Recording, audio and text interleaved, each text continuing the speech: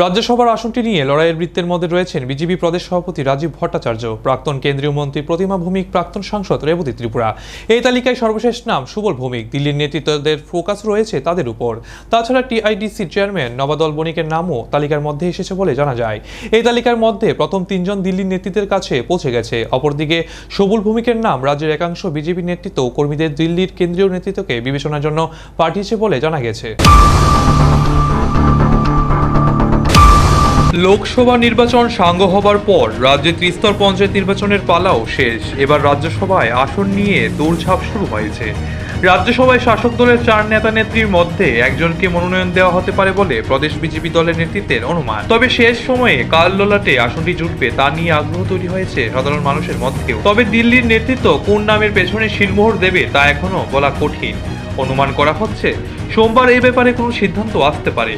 বিজেপির কৃষ্ণনগর বাড়ির খবর অনুযায়ী রাজ্যসভার আসনটি নিয়ে লড়াইয়ের বৃত্তের মধ্যে রয়েছে বিজেপি প্রদেশ সভাপতি রাজীব ভট্টাচার্য, প্রাক্তন কেন্দ্রীয় মন্ত্রী প্রতিমা ভৌমিক, প্রাক্তন সাংসদ রেবতী ত্রিপুরা। সর্বশেষ নাম সুবল ভৌমিক। তাছাড়া টিআইডিসি চেয়ারম্যান নবাদল বণিকের নাম নিয়েও আলোচনা চলছে। দিল্লির নেতৃত্বের ফোকাস রয়েছে তাদের উপর। তাদের মধ্যে প্রথম তিনজন দিল্লির লাইন ধরে সমস্ত চেষ্টা শুরু করেছেন। সুবল ভৌমিকের ভরসা খোদ মুখ্যমন্ত্রী।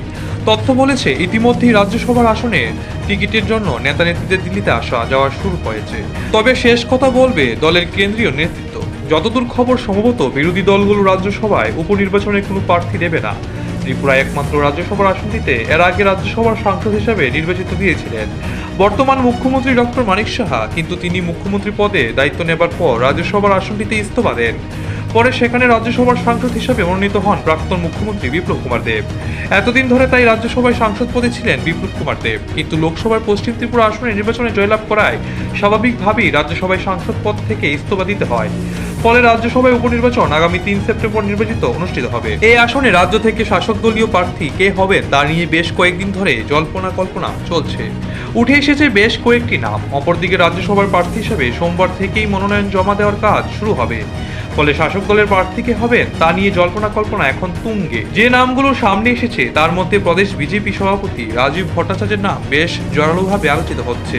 এরপর রয়েছে প্রতিমা ভৌমিকের নামও। তবে জনমতের ভিত্তিতে বলা যেতে পারে রাজ্যসভার আসনে প্রদেশ বিজেপির নেতাকর্মীরা রাজীব ভট্টাচার্যকেই সাংসদ হিসাবে দেখতে চাইছেন। খুব সম্ভবত রবিবার গভীর রাতেই রাজ্যসভায় বিজেপির প্রার্থী কে হবে তা পরিষ্কার হয়ে যাবে। নাম হয়তো ঘোষণা করা হবে সোমবার। ভারতীয় জনতা পার্টির ঘরোয়া খবর অনুযায়ী রাজ্যসভার সাংসদের দৌড়ে অনেকটাই এগিয়ে আছেন প্রদেশ সভাপতি রাজীব ভট্টাচার্য। কারণ মুখ্যমন্ত্রী ডক্টর মানিক সাহার হাত থেকে সভাপতি দায়িত্ব নেওয়ার পর প্রদেশ বিজেপি সভাপতি রাজীব ভট্টাচার্য দলের মধ্যে একটি সমন্বয় ঘটাবার চেষ্টা করেছেন। তার নেতৃত্বে মেনে নিয়েছে বিজেপির সর্বোচ্চের নেতাকর্মীরা। তাছাড়া জনসংযোগ এবং সংগঠনের ভিত্তি মজবুত করতে সভাপতি হবার পর থেকেই তিনি গোটা রাজ্যে চষে বেড়াচ্ছেন। তার আমলে উপনির্বাচন, বিধানসভা নির্বাচন, লোকসভা নির্বাচন এবং সম্প্রতি সম্পন্ন হওয়া পঞ্চায়েত নির্বাচনে বিজেপি দল অভাবনীয় সাফল্য পেয়েছে। মুখ্যমন্ত্রী ডক্টর মানিক সাহা নিজের মুখে স্বীকার করেছেন, একক চেষ্টায় পঞ্চায়েত নির্বাচনের সাবুন থেকে ধর্মনগর পর্যন্ত বিচার করে গেছেন প্রদেশ বিজেপি সভাপতি। দিনরাত এক করে তিনি দলের জন্য সাফল্য নিয়ে এসেছেন। প্রদেশ বিজেপি সভাপতি রাজীব ভট্টাচার্যের এই সাফল্যের খতিয়ান রয়েছে দিল্লির কেন্দ্রীয় নেতৃত্বের কাছেও, যার ফলে রাজ্যসভায় তার প্রার্থী হবার সম্ভাবনা সব থেকেই বেশি বলেই মনে করছেন রাজনৈতিক বিশেষজ্ঞরা।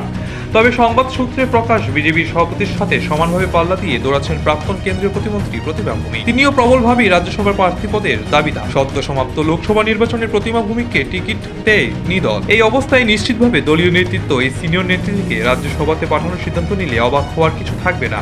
দৌড়ে আছেন প্রাক্তন সাংসদ রেবতী ত্রিপুরা। তাকে শেষ লোকসভা নির্বাচনে টিকিট দেওয়া হয়নি। তিনি বিজেপির জনজাতির মুখ। এক্ষেত্রে রেবতী ত্রিপুরা একটি সম্ভাবনা রয়েছে বলে দাবি করছেন বিজেপির একটি অংশের কর্মীরা।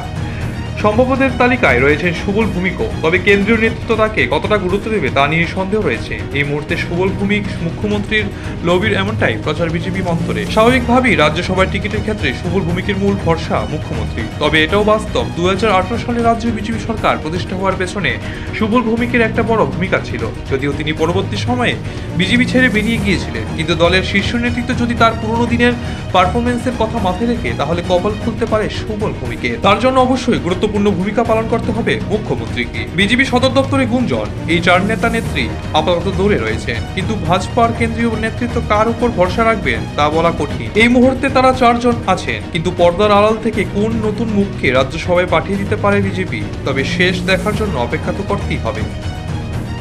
নিজস্ব প্রতিনিধি রিপোর্ট, এশিয়ান টাইমস।